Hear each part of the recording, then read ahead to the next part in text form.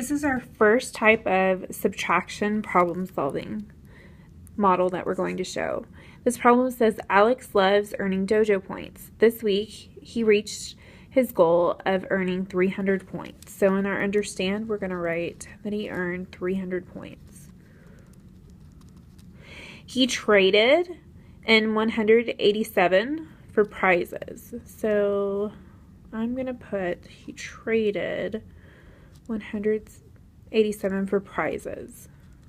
And in my head, I'm thinking, oh, what would that look like? Well, trading in, that would mean some went away. So I'm going to draw an arrow. So I'm going to come down here and say, okay, how many does he have now? So how many does he have left? So in my do box, I'm going to make a statement sentence. Alex has blank dojo points left. So over here in my plan box, I'm going to draw a bar diagram. Now, I'm going to shift over here and show you what this looks like in a bigger area. So we're showing, okay, for subtraction, sometimes we're showing that some of our numbers going away. So in the bar diagram, our total, we do have a total this time, so that would say 300. Part of 300 is 187. What we want to show the kids is the top piece is equivalent to the bottom piece. So 187 is part of that. We're missing this other piece. 187 and we're traded in. We want to know what's left over. So down here, we're just going to show that and show 300 and below that 187. So 300 would go for the whole piece, and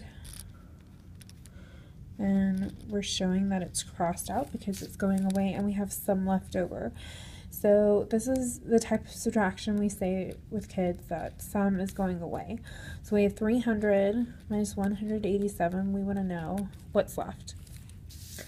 So if maybe this time they chose it to solve it on a number line. If they chose to solve on a number line, oh, I'm running out of space, no big deal. Maybe I want to solve towards the bottom.